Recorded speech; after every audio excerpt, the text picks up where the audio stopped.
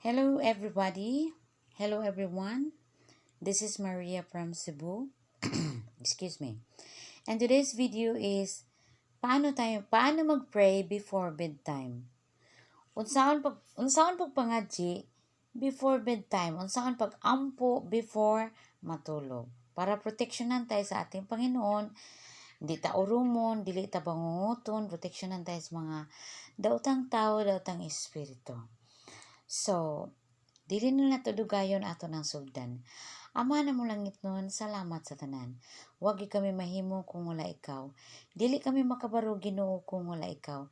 Thank you for everything. Dalaygon ka sa katapusan. Salamat sa excess strength, sa extra energy, lahat Ginoo, sa knowledge, sa wisdom, lahat ng panalangin nga imong gibubuo ni panimalaya.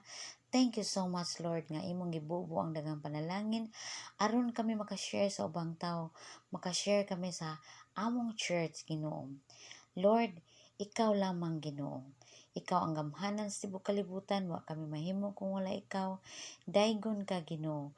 Ikaw ang Alpha, Omega, first and the last, begin and the end. Dalaygon ka Ginoo. Lord, thank you for everything. Ikaw magatagbo sa tanan namong gikinahanglanon. Wa kami mahimo kung wala ikaw. Ikaw mong source of blessing, provider, supplier. Ikaw tanan Ginoo. Dalaygon ka. Ginoo, mangayo kami kapasayloan sa tanan ng mga sala. Dili kami perpektong pagkatao, but imo nang gibayaran ang among mga sala sa imong balaang dugo. Thank you so much and thanks for everything. Dalaygon ka Ginoo.